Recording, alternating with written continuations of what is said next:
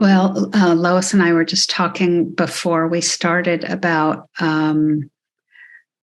sometimes sadness at missing people at this time, and how it's actually kind of beautiful to just experience that sadness and allow it to be, and kind of just to let it pass. I don't know if that's helpful, but it is interesting that we were just talking about that, and it does seem to be more pronounced at this time.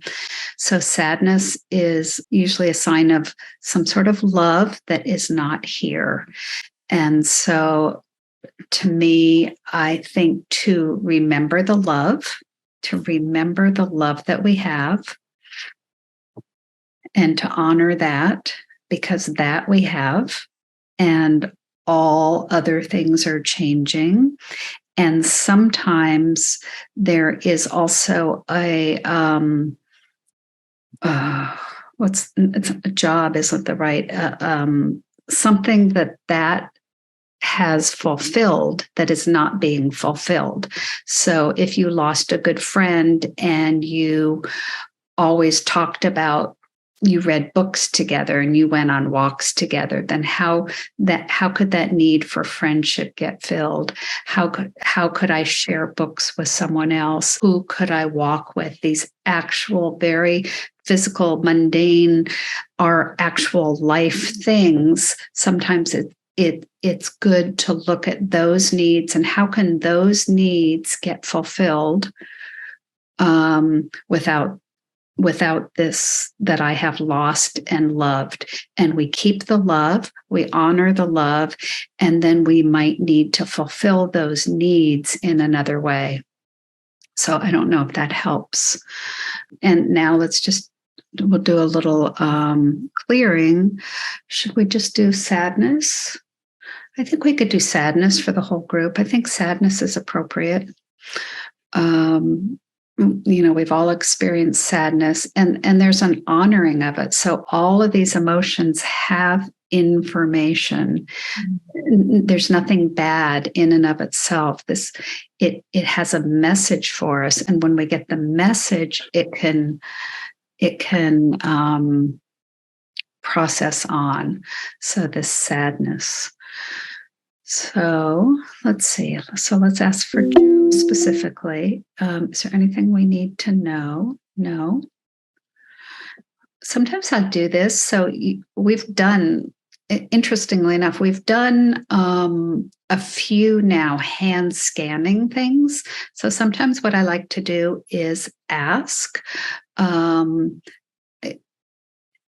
either muscle test or ask. So this pile of sadness, and sometimes I'll even get like a little vision of it. So I have like a little cube of sadness here.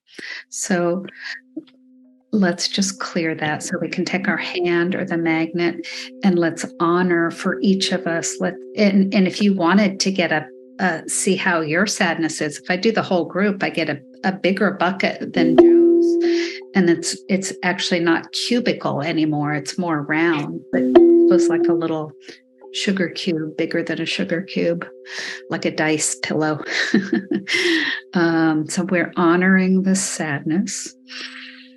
And let's take the love, let's harness it, almost like the nectar out of a flower. Let's harness the love. Let's keep the love. This beautiful, bittersweet, sometimes love. Let's keep it in our hearts. Just think about animals too, how loving they are. Let's keep the love.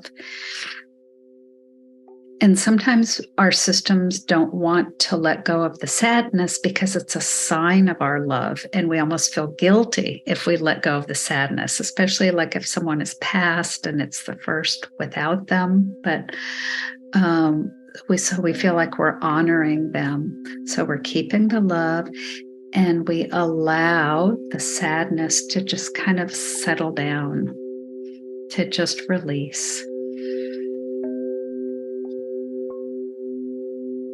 on all levels and all layers, in my emotional body, my mental body, and my physical body.